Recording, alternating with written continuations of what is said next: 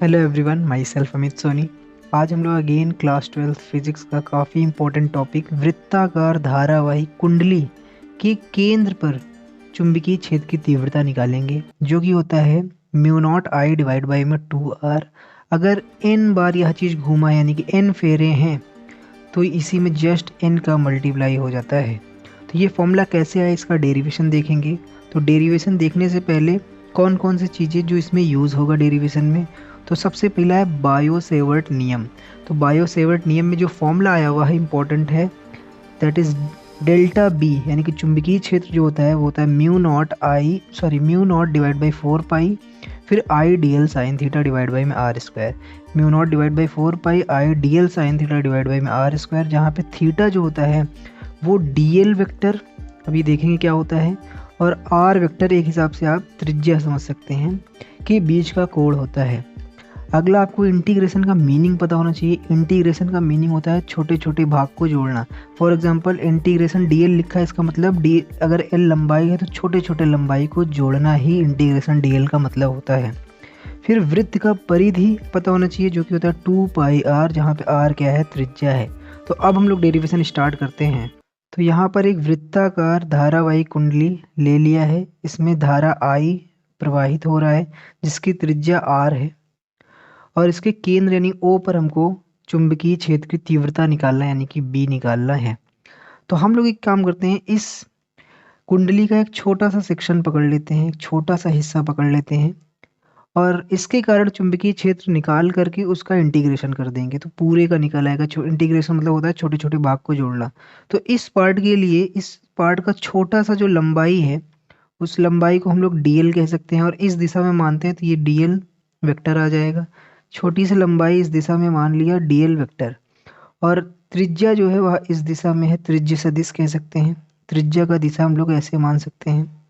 तो अगर हम लोग ध्यान से देखें तो डीएल वेक्टर इस तरफ, त्रिज्या वेक्टर इस तरफ, तो दोनों 90 अंश पर हैं। यह दोनों कोण कितना बन जा रहा है, 90 अंश का कोण बन जा रहा है। तो अगर हम लोग यहाँ पे बी निकालना है तो सिंपल सा है, बायो सावर्ट नियम लगाते हैं, जो कि होता है डेल्टा बी बराबर mu not I divide by में sine theta. Mu not I यहाँ पे डी एल, फिर साइन थीटा, फिर यहाँ पे 4 पाई, यहाँ पे आर स्क्वायर। तो ये हो जाएगा डेल्टा बी बराबर mu not I divide by में 4 पाई, ये I as it is, D L, यहाँ पे डी एल छोटा सा सेक्शन लिए तो डी एल। अब यहाँ पे थीटा इंपॉर्टेंट है, हम जान चुके हैं कि थीटा जो है वो आर वेक्टर और डेल्टा एल वेक्टर के बीच का कोण है, जो कि निकल के आ रहा है 90 अंश।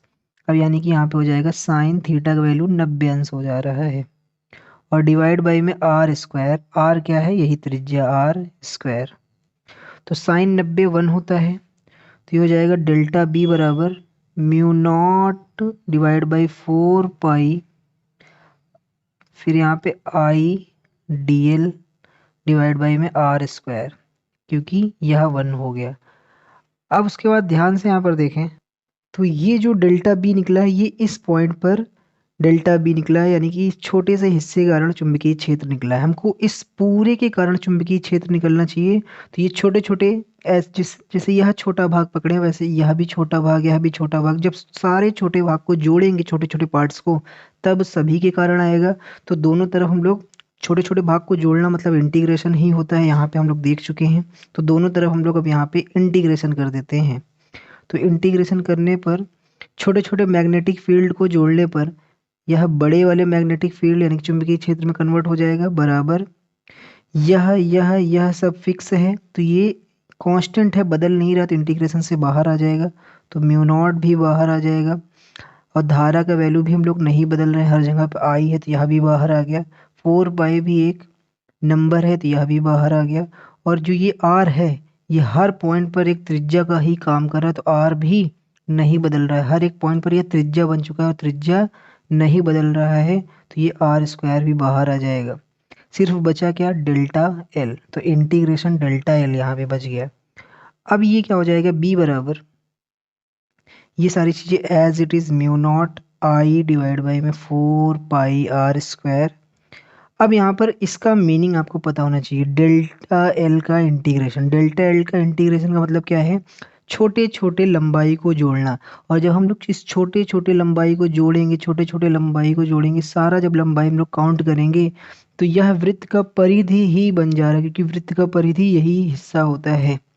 तो ये वृत्त का परिधि में कन्वर्ट हो जाएगा। तो ये दूसरे शब्दों में क्या लिखा हुआ है? वृत्त का परिधि।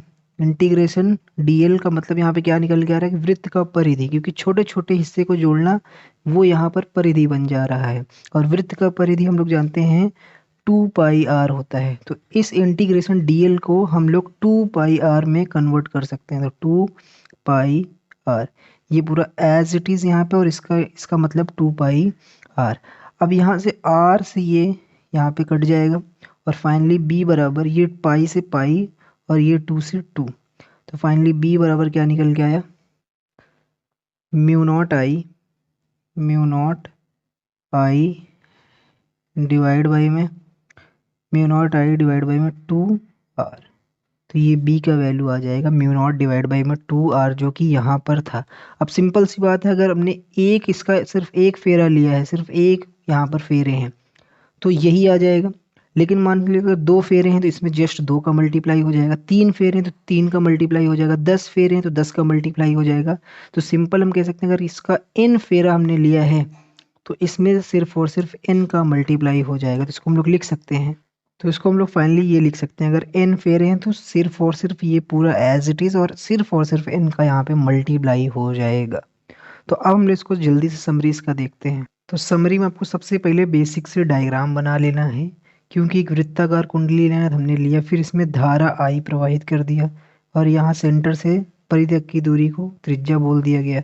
फिर बायो सावर्ट नियम हमको लगाना है। यहाँ पे बायो सावर्ट नियम से यह फॉर्मूला आता है, और इसको जब नियम लगाओगे तो आपको पता चलेगा कि जो डीएल हमने माना है, एक छोटा सा हिस्सा डीएल माना है, और आर माना है, इसके बीच का कोण कितना बन रहा है? 90 अंश। तो ये साइन 90 हो जाएगा। फिर हमको इंटीग्रेशन कर देना है, क्योंकि हमने अभी छोटे से सेक्शन के कारण बी निकाला, अभी पूरे के कारण बी नहीं निकला है। तो पूरे के कारण बी निकालने के लिए इंटीग्रेशन करना पड़ेगा।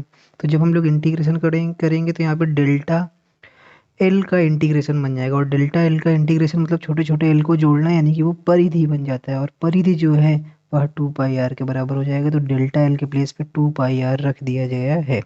तो डेल्टा एल का इंटीग्रेशन मतलब 2 पाई आर, और फिर बेसिक से अरेंजमेंट कर लेना है, तो आपको mu naught I divide by में 2 आर मिल जाएगा।